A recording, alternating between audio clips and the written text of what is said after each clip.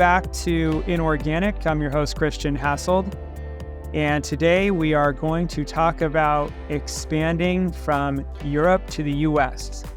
Growth strategy, as we think about sort of the way that we grow and accelerate our business, and a tool for growth strategy is expanding international.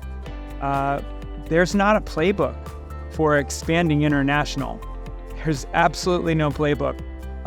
Both Index Ventures and Frontline Ventures have done some work in this area on showing kind of like the use cases, the key considerations, but there's not a lot out there really talking about like how do you do this in the right way. So on today's episode, I've got my friend Marcel, who is co-founder of Productsup. They expanded from US to Europe. Welcome to the podcast, Marcel. It's great to have you. Thanks, Christian. We expanded from Europe to the US. Did I have it backwards? No, all good. I think it's equally difficult to do. It is, I guess. Yes, it is. Absolutely. Okay, so never mind that blooper. Marcel, why don't you give us a little bit of background on yourself and Productsup? Sure, yeah. Marcel, I'm one of the co-founders of Productsup. Productsup is a 300-people software as a service business. We started it in 2010.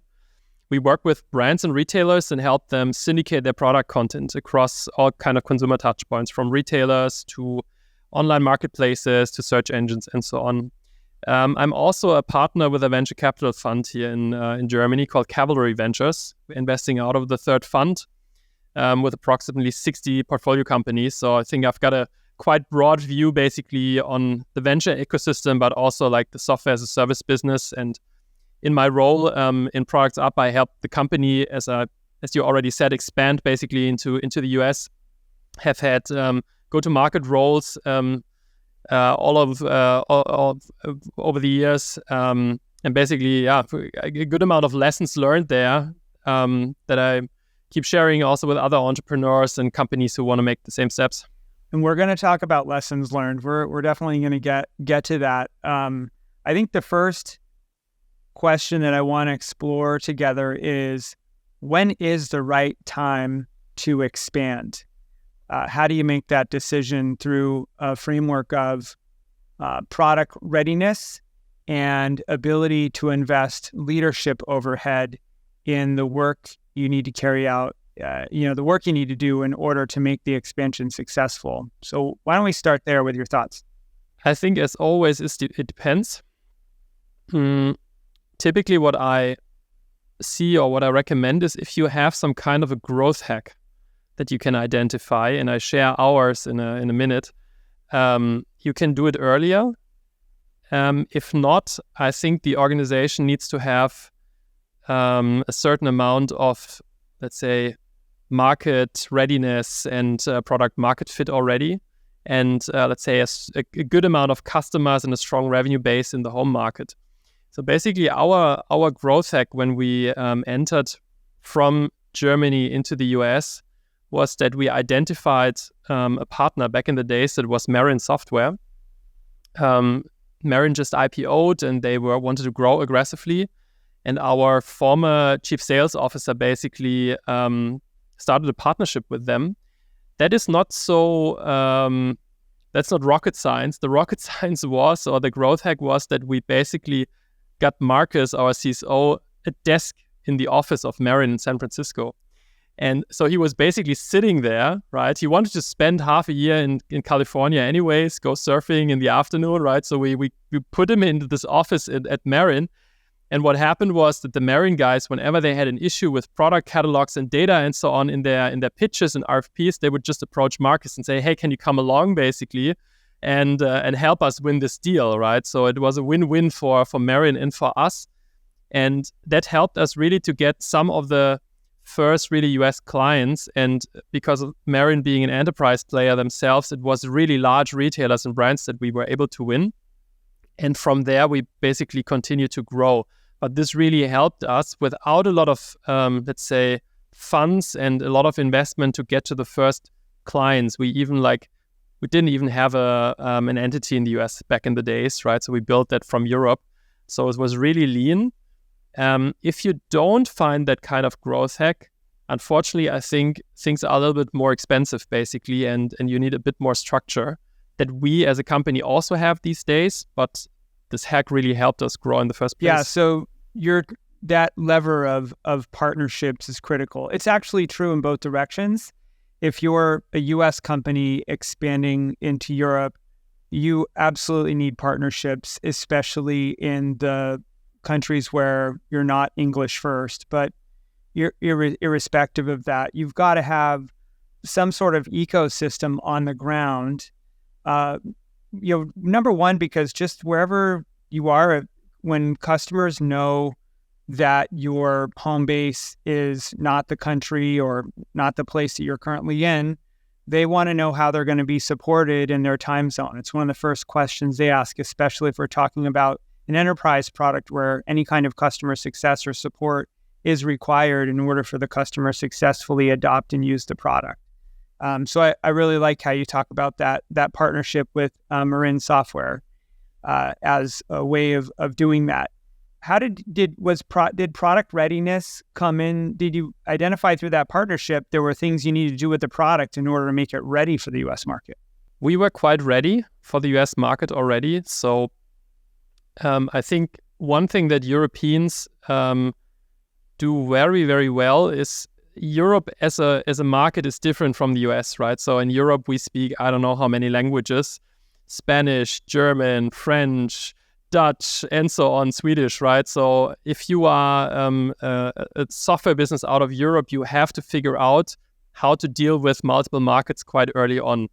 And obviously the UK is English speaking, right? So and that's where you typically also start before you go into the US, you start selling in the UK to test the waters. And I think we were quite ready for internationalizing early on, and that probably is even a little bit of a strength that European companies have. They have to face that challenge quite early on. Obviously, I think what we needed to do was build more structure around what you just mentioned, customer success, partnerships, go-to-market, and also a little bit of, let's say, local solution engineering to figure out some specifics of the market. But I would say that the platform in general was quite robust. Revenue-wise, I would say we were around 5 to 6 million in ARR when we entered in the US. We are now north of 30 million to give it some perspective in total. And I think we couldn't have done it much earlier than that, right? Because also US expansion is expensive. You need to grow the team from scratch. Nobody basically knows you in the market when you come there. And all of this costs money. So one of your first boots on the ground was the chief sales officer? So Marcus basically was there for 6 months and in the Marin office in San Francisco, as I said. And one of his jobs was to also build a team there. So the first guy he hired in San Francisco looked very good on the CV. Actually, I think he also did well in our interviews. And then we realized at one point he never replies to emails within business hours, right? So something was off. And Marcus flew over there again after a while, and then actually realized the guy was an Uber driver by day and was working on our client relationships at night. So this didn't work out. And we had 2 additional managers actually in the Bay Area that we tried. Both failed for us, I think, for a multitude of reasons. The people weren't necessarily poor performers or bad. Good CVs, good backgrounds. We just realized the time difference is quite critical, right? So when you are in Berlin and you're talking to someone in San Francisco, it's 9 hours time difference. So basically when my day ends, the regular day, their day starts. So that was really hard to manage. And I think we would have needed to show a little bit more presence, basically also from the executive management team during the period where we started there. Are you saying perhaps that maybe were you to go back, the thing you would have done is probably a little more rigor on hiring, but also on having someone from your team on the ground, just helping that team get started? I mean, there's 2 ways of looking at it, right? You might have made the wrong hire, or you just didn't set the hire up for success. Exactly. I think it's probably a combination of both. Maybe the truth is in the middle. But what we changed in the years to come was we changed our office location to New York, so East Coast, which makes a lot of difference because all of a sudden you have already 3 business hours overlap. If I stay a little bit longer in the office and if the US team starts a little bit more early, right, you already have 5 hours. So this is enough to basically remotely get a lot of stuff done. And obviously it's quicker to reach. And what we also did is we showed a lot more presence basically when we restarted on the East Coast. And what I recommend founders these days is when they do it, sometimes, I mean, if you have a family and so on, it's hard to relocate. But what you can do is you can establish a cadence and say, I don't know, C-level 1 spends 4 weeks in the US, then the next comes for 2 weeks, next comes 4 weeks, next comes for 4 weeks. So everyone stays a month from the different departments, basically starts to establish culture there, just be there as a sparings partner. And that already goes a long way. Yeah. Actually, I just thought I'd share this data while we're talking. Index Ventures did a survey of about 180 of their companies. And what they found of that survey was a pretty equal weight between companies that were locating in New York versus San Francisco. You can kind of see, in it by a distance, Boston and LA are a little bit behind, and it works like that. And I think that this data is actually really important to the point that you're raising, which is there is such a dramatic difference in time zone between San Francisco and any part of Europe. Essentially, when anyone's waking up at 8 o'clock in the morning in San Francisco time, it's essentially the end of the day in Europe. And so it makes it not just hard for leadership to communicate, but just for the teams to communicate in general. And so I think one of the things that I've seen work in hiring is actually that first boot on the ground could be a leader, but it could also actually be just like a really good sales engineer, someone that actually is got a lot more life flexibility for one reason or another, that, a young couple, or it just generally is feeling more flexible. Those people who really have a command of the product and of the business and are trusted by the team, they can be a great support mechanism for the others. Yeah.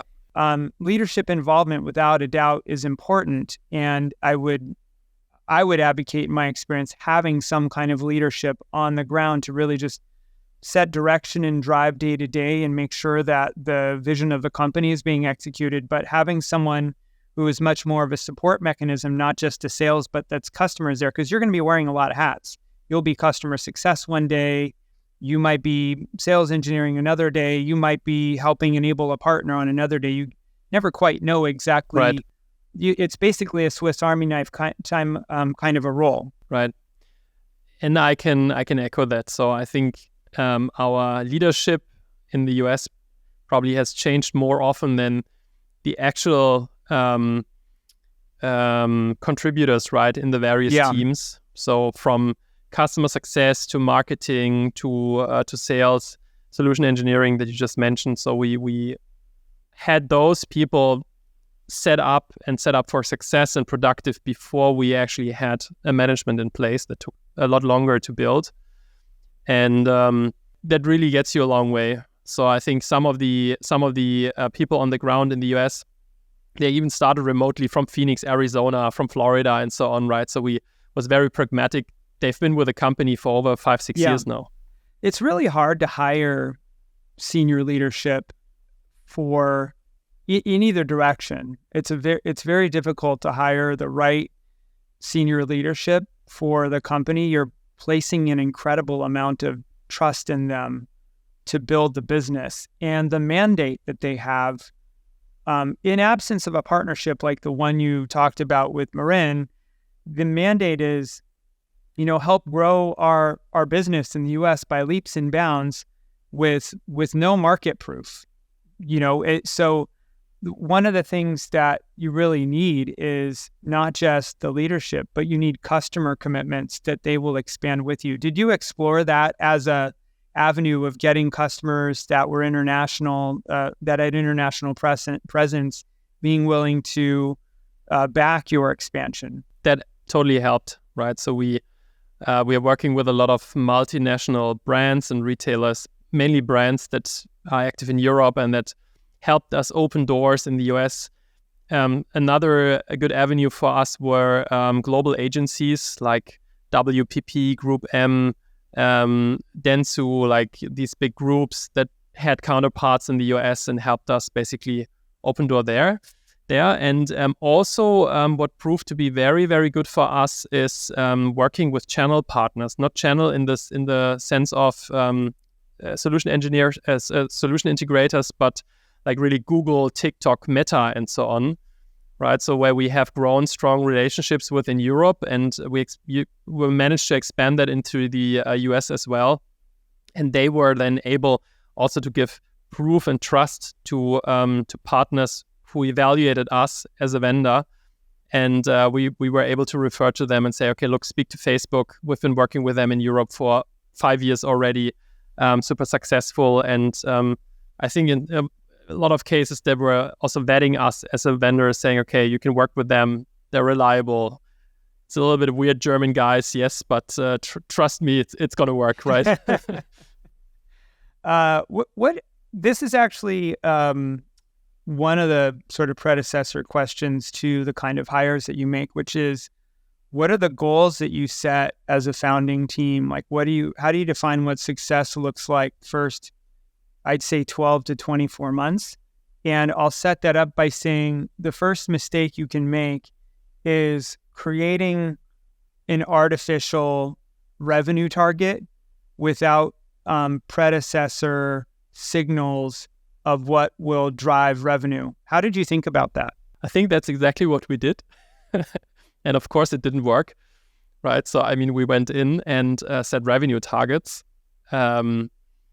And you do that with, let's say, the background as an organization that you have in mind, like how you are represented in Europe and so on, right? So where you already have some kind of a brand and so on, and you plan in the same mindset, and then you enter a new market like the US and nobody knows you, basically, right? So this is, I think it was set up for failure from the beginning when we did it. So it took us a few years to basically realize that this growth hack with Marin took us to certain customers and to certain results, but it wasn't scalable in the end, right? So what we needed to figure out was basically how we build a scalable sales and go-to-market engine in the US like we did in Europe. And I think what we realized there, and that is something I also tell to other founders, is don't do too many markets at the same time. Focus on the ones that are really, really attractive for you and then go all in. Right, so there is if you just do it half-hearted, it probably will not work, because you have to approach a new market like the US in the mindset, nobody knows you there, you have to start from scratch, you need to build your marketing, you need to go on trade shows, you need to do the PR work, you need to speak to a hell of a lot of people to really get the same trust that you have at home. And I think once we understood that, things got a lot better, and we started heavily investing in all of the things, trade shows, PR, marketing, hiring the team and so on. And I think a lot of European companies basically fail there, right? Because they just send like 1 or 2 people and they think this is going to work somehow, because it does in Europe. But it's almost like starting a new company from the mindset. It is. It's very much like that. It goes both ways. It really does. So if you think about, sending a couple of people to Europe, what are the goals that you're going to set? There's a lot of countries to cover. That we 20 some odd languages, 40 some odd countries. Is it 20? I always flip them around, but lots of languages, lots of countries can get very overwhelming. And in Europe, it's very noisy. Like, which conferences do you go to? Where do you invest your time and energy? Sometimes where you think your big bet might be, for example, in the commerce space in Europe, DMEX is like the big show. So you might say, I'll send someone there. But then it turns out that maybe some specific user conference is way more fruitful. Conversely, in the US, there is a lot of conference noise. for every category of product, there's like 10 conferences of mean and size. And so it can get very expensive really quickly. So I think, like measurement around measuring your successes in terms of customer adoption, making bets around the use cases for which clients will adopt your product and use them and have those use cases prove out and turn from either free pilots or low-cost pilots into paid, committed contracts. Those are example kind of commitments that I've seen work in expansion versus setting a goal. Now, your CFO, especially if you're up near, 6, 8, 10 million ARR, your CFO is going to want a number on the back of the market. But that number should not be the number that is that you manage the team by, because it just creates unnecessary distraction and pressure from building a sustainable ecosystem. The CFO wants a number, and obviously our investors also wanted a number, right? And I think what I've seen change in the last decade for the good is that there's a much better understanding these days on especially on the European side, what it really means to grow internationally, what it will take, what the cost on the team will be, on the founders, on everything basically. And investors also don't take it as lightheartedly anymore, saying, hey, go in the US, right? So everybody has understood, okay, this is a little bit harder than it looks on paper and will probably cost double, which it does, than growing a company in Europe, right? Because like office rent, staff, marketing, like everything is double the cost basically. And you have to understand this, right? And investors, fortunately, keep understanding that more and more. And I think you are also seeing more and more success from European companies in the US these days. Yeah, it's becoming, although there's not a playbook, I think customers are getting used to, part of sort of the information age or the ability for us to meet virtually and do all that. The customers are getting more comfortable with having cross-border partnerships. I wonder, going back to thinking about the people that were the ICs that you hired earlier, and you've mentioned their tenure, they've outlasted the tenure of your more senior leadership. What have been the attributes of those ICs that have made them, in your mind, successful? I'd say they are people that are a lot more entrepreneurial than your average employee. And just to give you an example, when we started in the US, we started without having an entity, basically. We had no corp that we have these days. So we were hiring all of these people basically as freelancers, right? So, and I think it takes a certain mindset to say, okay, I'm going to start working for this company from Germany that nobody has ever heard of, right? I mean, okay, cool guys, product looks good, but I'm taking the risk, and they're not even going to hire me with a proper entity, right? So I will have to start as a freelancer, and that sorts out basically people quite quickly. And I think that led to the fact that the kind of folks that started working with us was more risk-taking than the average, and that was probably also what we needed, because in the end we were like a startup, right, in the market, and had to start from scratch. And I think then you need those more entrepreneurial-minded folks on board. I think one of the attributes besides risk-taking that you're highlighting is ability to deal with ambiguity, because there's an incredible amount of ambiguity that and how to make decisions around where to invest your time. Even if you do have some on-the-ground support, they ultimately have to make decisions about how they're going to spend their time during the day. What are they going to do to make an impact on the business?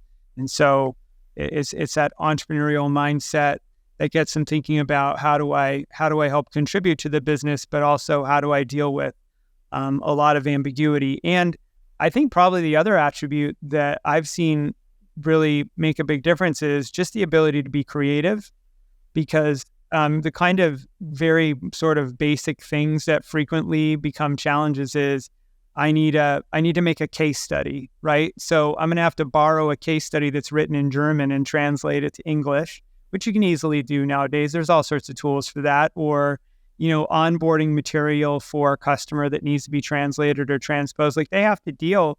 There's not a resource sitting in the office waiting for them to call to say, hey, I need to transpose this data. And conversely, you should be thinking about giving that person a little bit of budget for freelancers to help them. One of the things that I used as a hack when I expanded a company to Europe is I used a lot of freelancers for a lot of different needs that I had, because otherwise I would have spent the entire day doing a lot of admin work. But freelancers, giving them a little bit of room to make decisions matters. Makes sense. At what point did you feel like you would hit it? Like at what were the things that what was the signal that you had graduated from sort of the early stage figuring things out to a mature market player in the US following the expansion? About what time did that happen? I think there's a couple of indicators where you realize, okay, something has changed. I'd say, first of all, if you knock at the customer's door and they have heard about you, right, that is a pretty good indicator that you're doing something right. If you go on trade shows and companies inquire with you for meetings and so on, but also you realize it when you recruit, for example, right, when you are able to attract good talent that also would have had the chance to go and work at another great SaaS company, right? When you are able to represent yourself as a good employer in the US. So that is definitely something. I mean, we do a fair amount of PR work as well. So also journalists and so on, by now they know our name. And I think like very business driven, or like looking at the numbers, when you, for example, had the third or fourth quarter where you actually were on target, right? That is also something where you realize, okay, I think we're doing something right here. Yeah, I mean, let's not talk about the last 18 months. That was for sure an outlier when it comes to targets, I think, for everyone. But I think we arrived at the point where we had a sales team in place with the same structure that we, for example, would have in Europe, a BDR team, pre-sales, account executives, and they were hitting their numbers. And I think once you get there, and a lot of things have to come together to make it work, right? It's not just the job of the sales, it's also the marketing needs to work and all of the back office functions and so on to really get there. Yeah, that makes sense. Being able to hit your numbers consistently, having a team that where people are playing their roles. You're graduating from sort of a couple of ICs doing 9 jobs to having people, your sales is doing sales work, pre-sales is doing pre-sales marketing. Yep. I think those are great examples of signals. As we're kind of coming to the wrap up here, maybe were you to go back and start all over again, what are the 1 or 2 lessons you learned? What would you do different?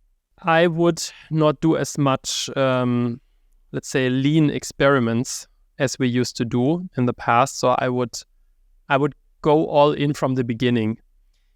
Reason and also clearly define that with the investors on board, right? Set up a budget, figure out whether everybody supports it. Because in the end, what was always clear for us is that we wanted the US market one way or the other, right? And so obviously we started to play it as lean as possible, and I think we lost a lot of time just by doing that. Right, in the end, it turned out successful, but we could have basically arrived there probably 2 or 3 years earlier, and that would also have been good for everyone, and especially in a time where capital was really cheap.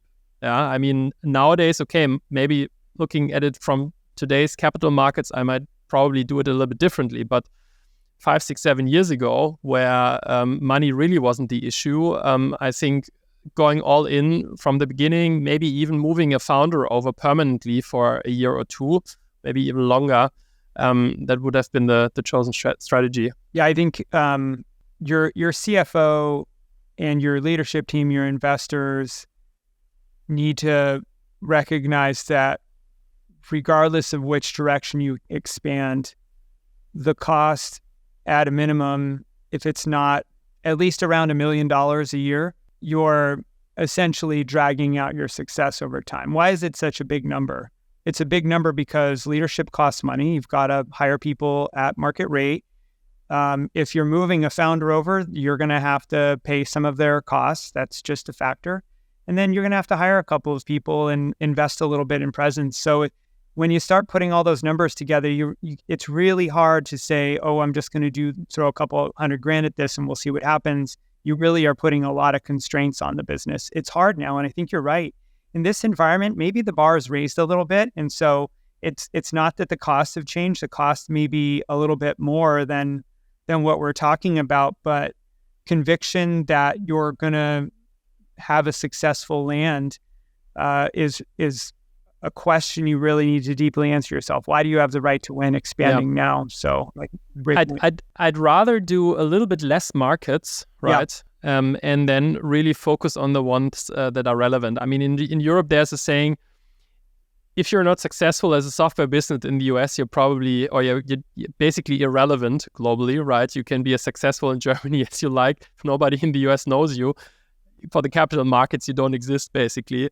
And so I'd rather do less experiments in France, for example, and go all in the US in the future. I think we've pulled out of France probably 3 times already. So this is a really tough market, maybe for a different podcast. But let's have a separate podcast just on standing up a go-to-market engine in Germany and France, and exactly what you need to do to be successful. Marcel, thanks so much for coming on the pod and sharing your experience expanding from Germany to United States. Really insightful, and Productsup is a fantastic business. So really excited to have you here and kind of share that story. For all your listeners, thanks for taking time to listen to Inorganic, and we'll look forward to catching up again soon. See ya.